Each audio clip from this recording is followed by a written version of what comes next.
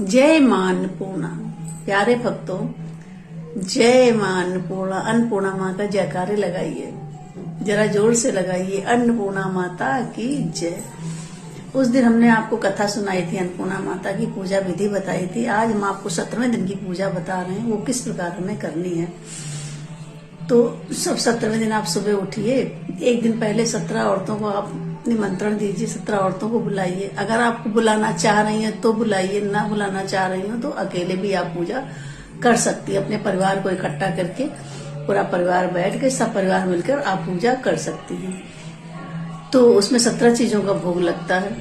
आप सुबह सवेरे उठिए, अपने किचन में जाइए, साफ सफाई करके खीर, पूड़ी, हलवा और मीठे खुरमा जो भी आपको बनाना है बनाइए। मिठाइयाँ मंगाइए। 17 चीज आपको इकट्ठी करनी है, जैसे खीर हो गई, पूड़ी हो गई, हलवा हो गया, मीठे खुरमा हो गए, शक्कर पारे हो गए। ये सब बनाइए। 5 प्रकार की मिठाइयाँ लाइए, 5 प्रकार के फल लाइए। इस तरह आप करके अपनी 17 चीजों को इकट्ठा करिए और फिर माता का भोग लगाइए 17 चीजों को। और आपको एक काम और करना है, 17 आपको मतलब 17 जगह और भोग लगाना, सब मिला के 17 भोग, 17 प्लेट आपको सजानी है भोग की। 16 दिन की, मतलब जिस दिन हमने पूजा की उस दिन की एक एक प्लेट सजा के रखनी है। वही प्रसाद आप अपने घर में बांट दीजिए। वैसे भी हम घर में प्रसाद बांटते हैं तो प्लेट में ही बांटते हैं। तो माता जी को भोग लगाइए, माता जी को श्रृंगार का सामान चढ़ाइए। 17 प्लेट में भोग माता जी के सामने रखिए। गाय को रखिए, तुलसी जी माता को रखिए, गौरी गणेश को रखिए, माता जी को अलग भोग रखिए। इस प्रकार आप 17 सब मिला के 17 थाल में भोग उनको लगाइए। चाहे अपने जो प्लेटें आती हैं उसमें रख लीजिए। एक थाली माँ की थाली में सजाइए, भोग माँ को भोग लगाइए, भजन कीर्तन करिए। और जो मंगल सूत्र हमने बांधा था, जो हमने पहले दिन मंगल सूत्र बनाया था, उसको हमें क्या करना है, पहले माँ की पूजा करनी है विधि प्रकार से। जैसे रोज आप पूजा कर रही हैं उसी प्रकार आपको पूजा करनी है। पूजा करने के बाद में कथा पढ़नी है। कथा पढ़ने के बाद में क्षमा याचना माता से करनी है, भोग लगाना है, आरती करना है और भजन कीर्तन जो भी आप करना चाह रही हैं आप करिए। करने के बाद में जो हमने मंगल सूत्र बांध के रखा है, उस एक कटोरी में गंगा जल लीजिए और गंगा जल में उस मंगल सूत्र का विसर्जन होता है। तो कटोरी में इतना गंगा जल ले लीजिए और कहीं माता से क्षमा कहिए, माता जी ये 17 दिन तक मैंने जो आपका मंगल सूत्र की पूजा की है उसको संभाल के रखा है और इस प्रकार आप धन देने वाली हैं, अन्न देने वाली हैं, मनोवांछित कामनाओं को पूरी करने वाली हैं।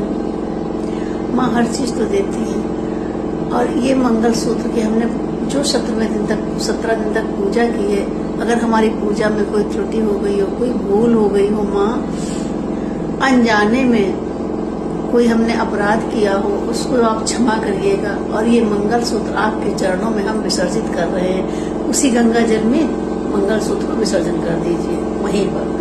फिर विसर्जन करने के बाद दूसरे दिन आप क्या करिए, तो विसर्जन कर दीजिए। फिर आप सबको प्रसाद बांट दीजिए। प्रसाद बांटने के बाद में आप भी वही प्रसाद खाइए। पहले दिन जो हम व्रत रखते हैं उस दिन हम अन्न नहीं खाते हैं, उस दिन हम फलाहार करते हैं। जो हम कृष्ण पक्ष की पंचमी को व्रत रखते हैं पहले दिन, उसमें हम अन्न नहीं खाते हैं, उसमें हम फलाहार करते हैं। और जो आखिरी दिन 17वें दिन जो हमने पूजा की है, उसमें हमने जब भोग माता को अन्न का लगाया, सबको प्रसाद बांटा, वही प्रसाद हम भी खाएंगे। वो आप प्रसाद ले लें। प्रसाद लेने के बाद आप अपना चाहती हैं तो, और ये पूजा शाम को ही होती है, सुबह नहीं होती है। जो 17वें दिन की पूजा है वो शाम को होती है। जो गोधूली के टाइम होता है ना, 6-7 बजे का टाइम, उसी टाइम होती है। क्योंकि धनंजय भी जब गए थे तो रात में ही वहां पर उन्होंने कथा सुनी थी, तो शाम की ही पूजा है ये। अपना शाम को पूजा करने के बाद में आप प्रसाद ले लीजिए।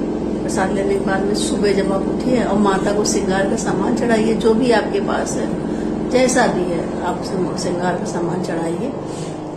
और फिर क्या करना है हमको, 17वें दिन जो वो मंगल सूत्र हमने गंगा जल में विसर्जित किया था, अगर आपके पास आपके घर के आसपास गंगा जी हैं तो आप जाकर उसमें विसर्जन कर दीजिए। नहीं तो नहीं है, कोई जलाशय आपके घर के पास नहीं है, तो आप तुलसी के गमले में उसको काट दीजिए। गड्ढा थोड़ा सा करिए, करके उसको जमीन उसी मिट्टी में दबा दीजिए, बस आपका विसर्जन हो गया। और जो अपना चढ़ाया है सामान वामान चढ़ाया है, अगर किसी को देना चाहें दे देने, खुद अपना माता प्रसाद समझ के खुद ले ले। इस प्रकार आप पूजा करिए, आप इस प्रकार पूजा करिए। देखिए माता जी आपको हर चीज देंगी, घर खुशियों से भंडारे भरेंगी।